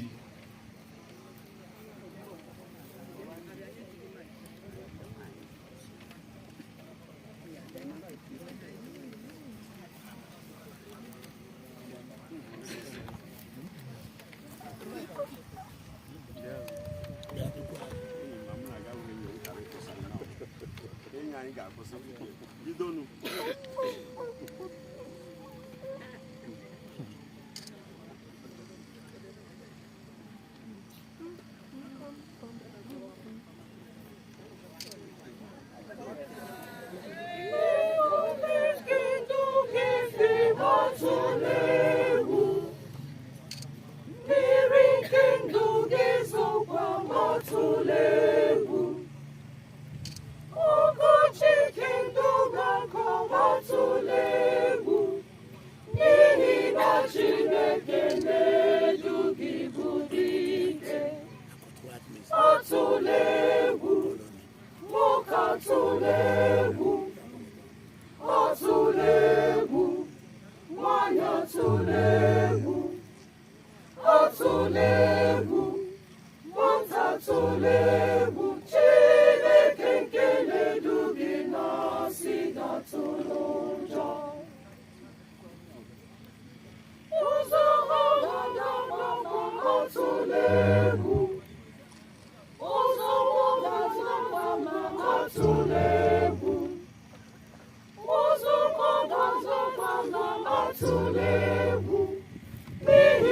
Chineke na-edu gị bụ dike.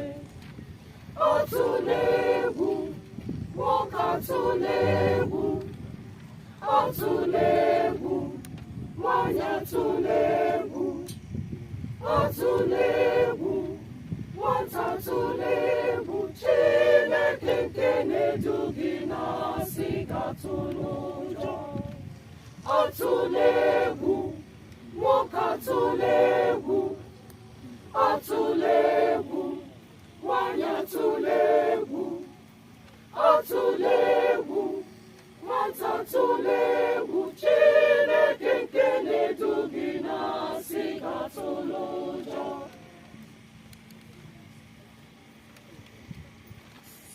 Unu kpọrọ Jizọs aka. Chineke ka na-ezikwa anyị ozi baa anyị ume. Ọ sị Naijiria emela gịnị? Naijiria emela gịnị? Atụla egwu. Ndị ego ha nọ na bankị na-atụla egwu. Praise the Lord. Hallelujah. Ndị ụkọchukwu na-atụla egwu a ga-enye onyinye. Na-ekwu atụkwala egwu nwa. Biko, anyị nọ na ndị okenye na-achị n'ebe a na ahụ ezi azị bịa. Reverend Asidoro bịa kwuo oriri ọhụ. Ndị onye na-abịa.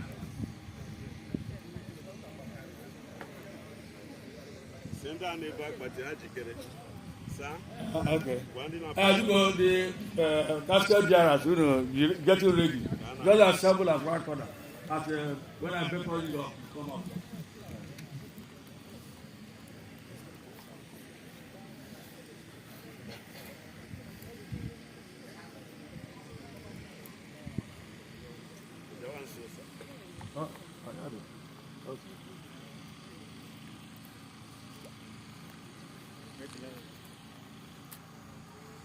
Praise God. Praise the living God. Arochukwu, Mamman. Nigeria, Mamman. Mamman. Orihe. Yadata. Umaka. Isi 19. All fashion on your own. Come on, my dear, we're on. More is in my. Nothing I'm on, my body, you did. Yeah, man. Mazi Frank, Okereke. On working, Nachi. On wow.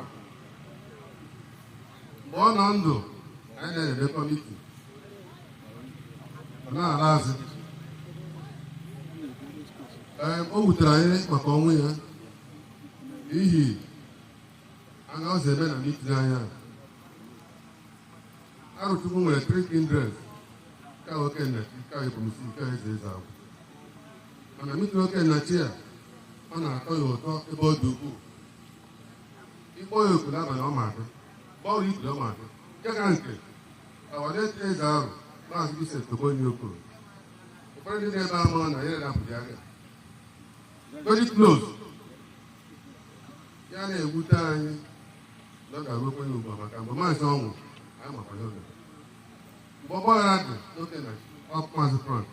And it is then I can visit this. Yamen, looking at the man, I send them Frank, and they are. I do cannot be here. Oh, there's a message, I can't. They say, I can't support. I have. Okay, but Mamman.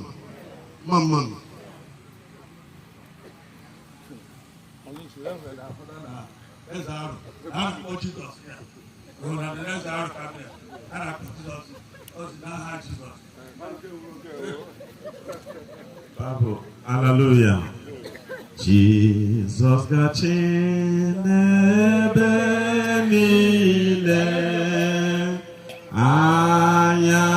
Ayawunaga Ijeya Alezeya Gana Basa Rembe Owa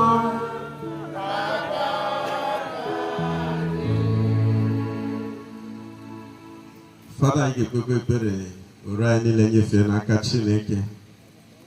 Anyị na-ele anya a bet of a new Nigeria, a better Nigeria this week anyị na-abanye. this week anyị na-abanye. This week anyị na-abanye. Ọ bụ Chineke nwe Nigeria, not those cabals. Sir, pray for us. Pray for the birth of a new Nigeria. Ike anyị na-ala ka Chineke duru anyị la. Ike adịghị iguzo ọtọ ịnọrọ ọdụ. Kwuo amen. Onye nwe anyị na Chineke anyị ewerela obodo anyị bụ Naịjirịa anyị niile gbapụrụ ebe a tinye n'aka gị ikpuchite anyị ọkakwa n'oge a anyị na-eme ndọrọ ndọrọ ọchịchị. Biko wepụrụ anyị tigbuo ozugbo, wepụrụ anyị ọgba aghara, ka a hapụ ịchụ anyị achọ, ka a hapụ inwe ndị ga-emeribe mmadụ ibe ha ahụ. Anyị achọghị ndị ga-anwụ n'ime ndọrọ ndọrọ ọchịchị a.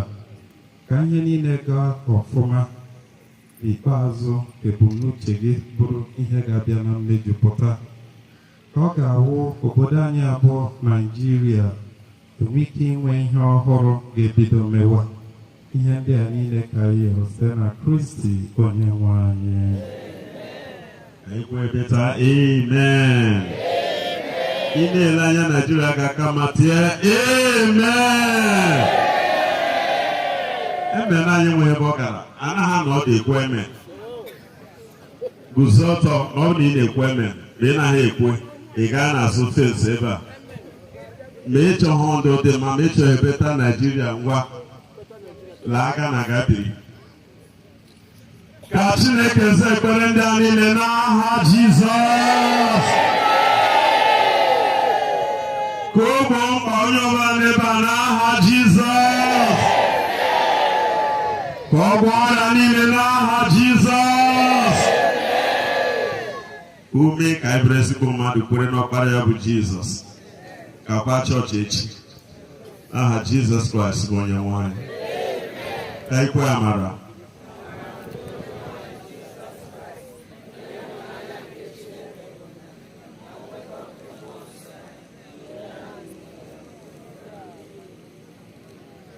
Amen. Anyị ga-aga n'akụkụ ili. Otu ndị a ga-anọ mgbe a na-ekwu okwu mmiri, onwe onye nyere mmiri, hapụ inye ya mmanya na nri, obi ga-adị mma. So ka ebutewe nri ndị ahụ ma anụ ga-adịchi ya.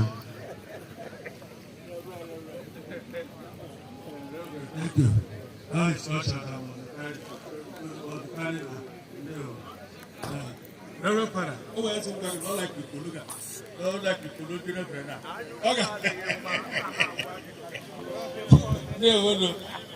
Because this castle jar start forward. This castle jar start coming forward. You know, all of them condolence register. Start coming forward. Look at the far end there. That's the level there.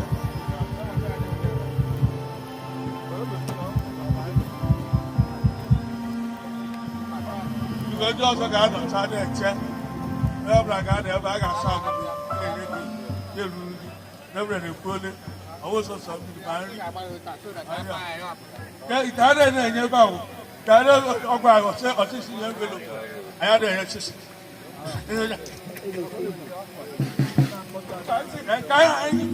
never. I never party. I didn't. I would have. Oh, I'm trying to be obedient. I distinct.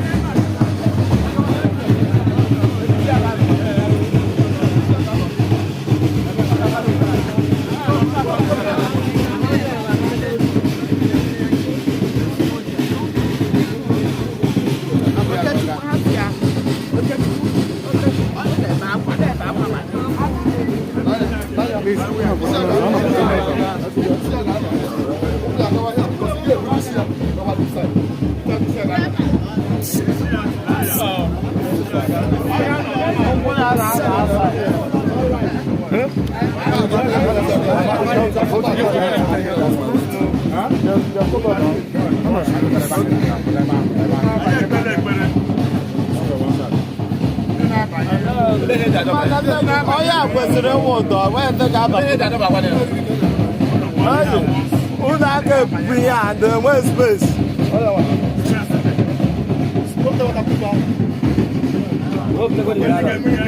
wepụta waterproof ahụ ndị suppose na aka suppose ịbata ya ahụ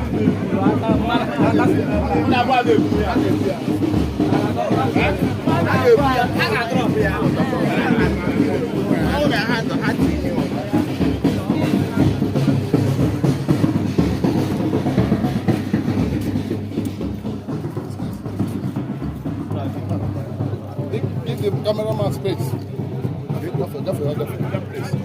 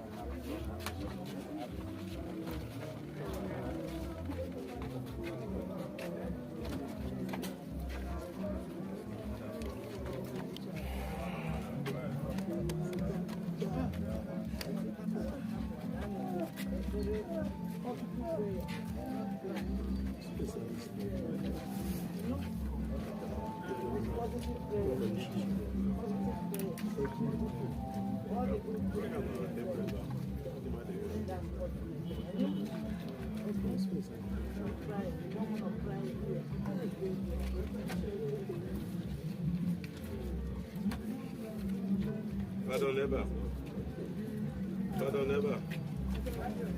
Reverend Father never. Okay. Page 8.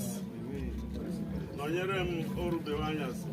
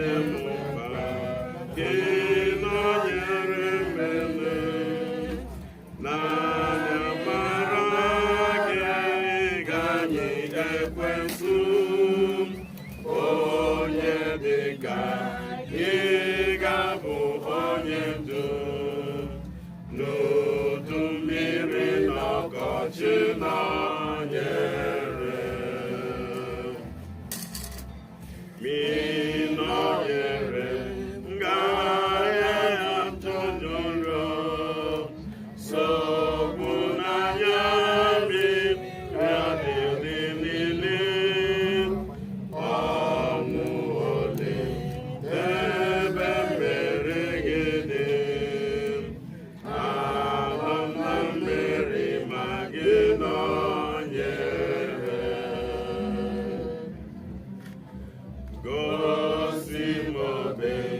bengeguchi anya nemu na mgbachi zimụzọ nke ikwe chikwe abụ onye nyebo na-aga na ndụ n'ọnwụ onye nwe nọnyere.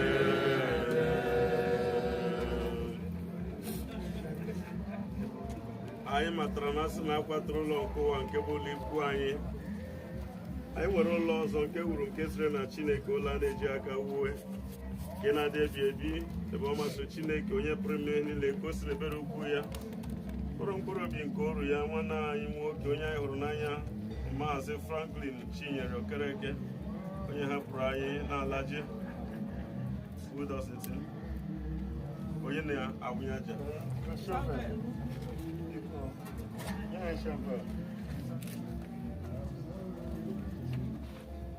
onye na anyị na-ewere ahụghị ala aja lara aja ntụ lara ntụ uzuzu lara uzuzu olileanya nke eji aka kewere anya banyere mbilite n'ọnwụ ịba na ndụ ebighị ebi site n'onye nwe anyị onye ga-eme ka ọnọdụ dị ala nke anyị ka ụmụ oyi ọhụụ ka ya na nke ya dị ebube nwee ka otu ụdị dịka ike ha si dọbụ na ka o ji pụọ do ihe niile n'okpuru onwe ya wee n'olu ka o si n'igwe dasị m site n'ugbu a ngọzi na-adịrị ndị nwụrụ n'ime onye nwe anyị ụzọ wee sị ka ha bụrụ ndị a gọziri agọzi n'ezie ka ha wee si na ndọgbu niile ha dọgburu nwa ha n'ọrụ zuru ike igwe ka ị ga-agụrụ anyị nka oke gị bụ eze nke otuto gị Kraịst gị ọkpara ebi ebi nke na mgbe i meziri ihe mgbu nke ọnwụ i meghere alaeze nke eluigwe nye ndị okwukwe dị mgbe ị na-anọdụ n'akarị Chineke n'ụtụtụ nke na ị kwere na ị ga-abịa ka ị bụrụ onye ikpe anyị ebere anyị na-ekpe ekpere onye nwaanyị na-arịọkwa gị nyere ndị ọrụ gị aka ndị jiri ọbara dị oke ọnụ wee gbapụta dee ka akpụta ha na ndị nsọ gị onye nwaanyị n'ụtụtụ nke ebi ebi amen. Chineke onye jupụtara na ebere nna nke onye nwaanyị Jizọs Kraịst onye bụ mbilite n'ọnwụ na ndụ onye ọbụla nke na-atụkwasị obi na ya ga-adịghachi ndụ ọbụla masị na ọ nwụrụ anwụ onye ọbụla nke na-adị ndụ ma tụkwasị obi agaghị anwụ ma ọ na-erue mgbe ebighị ebi. Anyị ji obi umeala onye nwe anyị na-arịọ onye nwaanyị ka ikulite anyị site n'ọnwụ nke mmehie ma kube anyị na ndụ nke ezi omume tụọ ga-abụ na mgbe anyị ga-ahapụ ndụ nke a ga-ahụ anyị na anyị bụ ndị kwesịrị ekwesị n'anya gị. Anyị ga-anatakwa ngọzi ahụ nke ọkpara gị hụrụ n'anya ga-eji gọzie ndị niile ndị hụrụ ya n'anya ndị na-atụkwa egwu ya ndị ọ ga-asị bịa na ụmụ a gọziri agọzi nke nna m nara n'ala eze nke akwadobere unu site na mmalite nke ụwa n'ezo nke onye nwe anyị site na Jizọs Kraịst onye ogbugbo na onye mgbapụta anyị amen. Chineke ike nke gị na-adịghị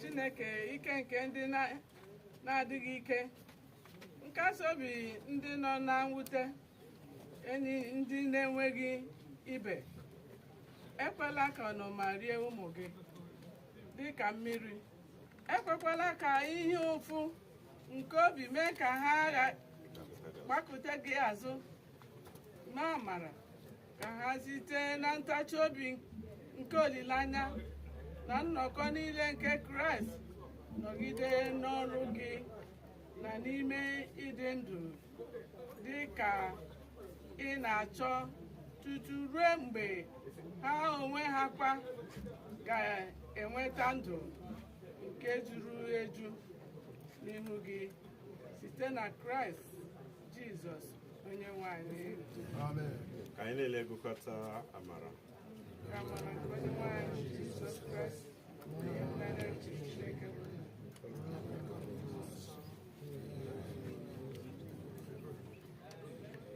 Franklin Chinyere Okereke n'aha Chineke onye kere gị anyị na-asị gị ka ije gị nke ọma n'aha Jizọs Kraịst ọkpara Chineke onye kwere na ya anyị asị gị ka ije gị nke ọma n'aha mmụọ nsọ Chineke onye kpọbatara anyị n'isi ụlọ nke Chineke maka anyị akara ịbụ ndị nke Kraịst.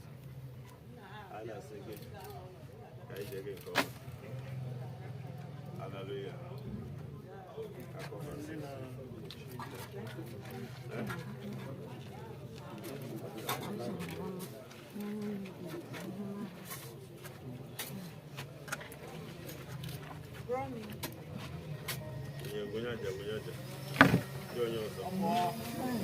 Frank, one year ago.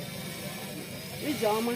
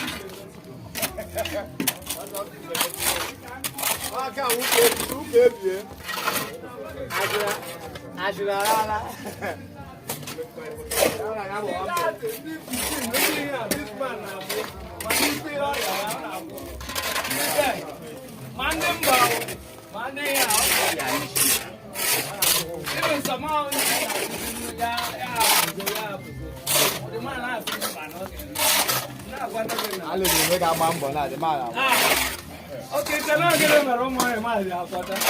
Get the sweat, the dark, the water.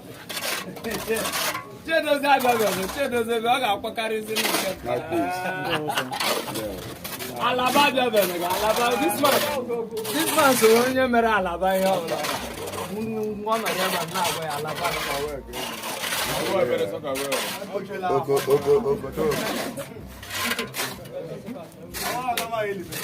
One all I'm with you on here. I tell him. Good uniform.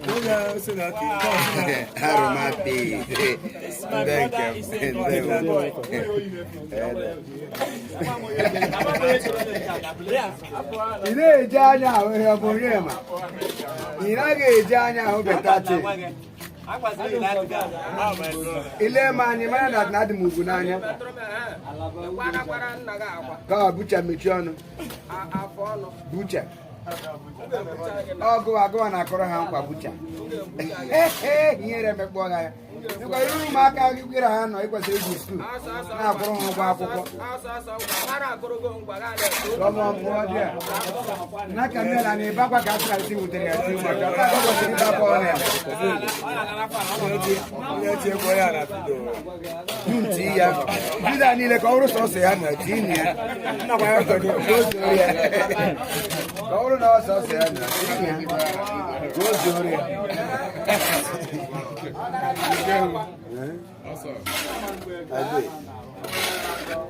Nana jaga ne jaga sina. Ana kana fa le ba kwa. Ana ba ne ba kwa. I want to get boss dog about operation.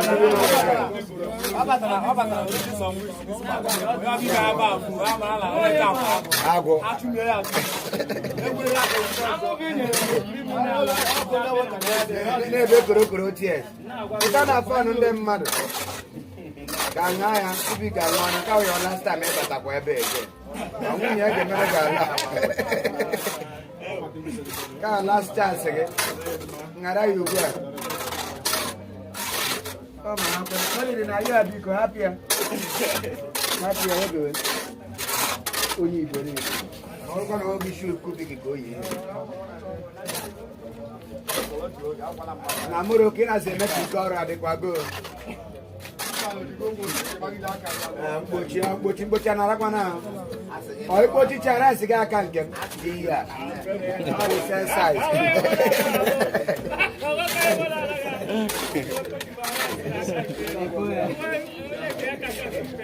Oh, the same size. Thank God, no, to let you marry like a ma asma. Yeah. I'm strong. I'm strong. Hey, Monster. What is it? You're welcome. Get that chicken to Mama. Good. I know.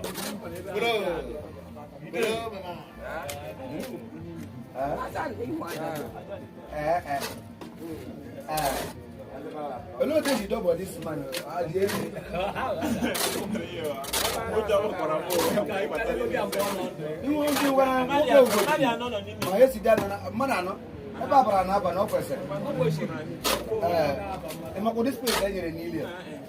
The man who go there, my friend got the bullet there. I did bullet there. More go my head. I was here to try this side. Bishop, I'm doctor. Bishop. Oh yeah, sir. It's the way. I can not. Go ahead and get your doctor.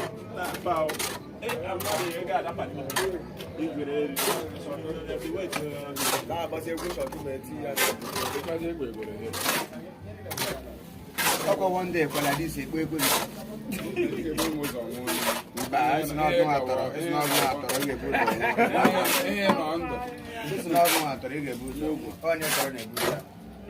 I'm going to go to Kubi Garan on the Canal and one. I'm going to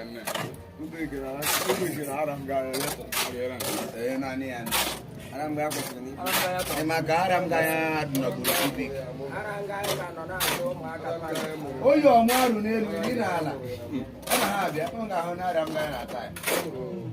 I always say, what you change up with? I will change it back. Okay, that man now go for. Yes, I am.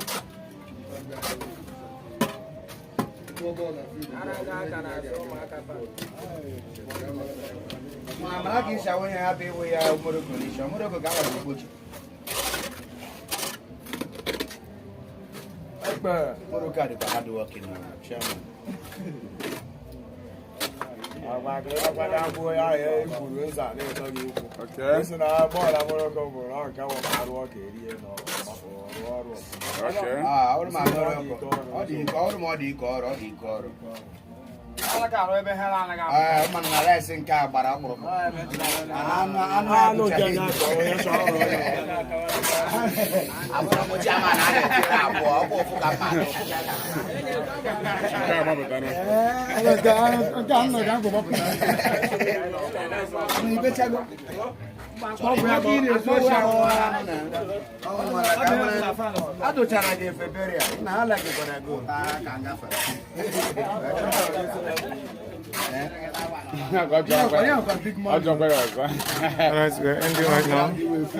They got this scream, I got that. When I know Janya, big man. When I know Janya, big man.